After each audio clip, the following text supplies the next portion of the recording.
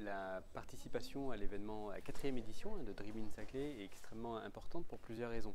Premièrement, c'est pour nous un nouveau moyen de trouver et d'explorer, de découvrir des solutions qui vont permettre de mettre en œuvre la transition énergétique. Puisque vous avez des grands comptes qui définissent des besoins, qui ont des verrous technologiques à soulever. Et puis vous avez des écosystèmes d'entrepreneurs, de start-upers qui sont là et qui, à travers leur agilité, leur créativité, leur inventivité, proposent des solutions.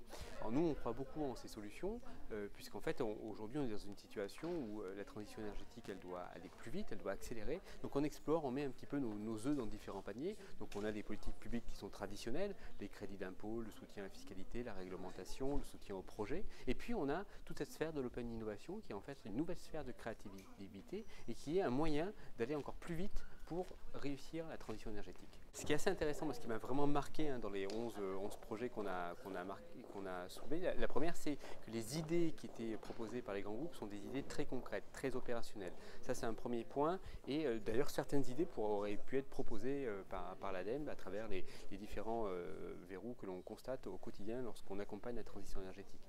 Deuxième constat, c'est qu'on a, dans ces collectifs, on a senti que quelque chose s'était passé. On voit des personnes qui ne s'étaient jamais rencontrées, qui sont en capacité, au bout de 2 jours, de présenter collectivement un projet. Et ça, c'était assez marquant. On sent que les méthodes d'open innovation qui ont été utilisées sont des méthodes assez robustes qui ont réussi à créer la transversalité et de faire développer des solutions nouvelles.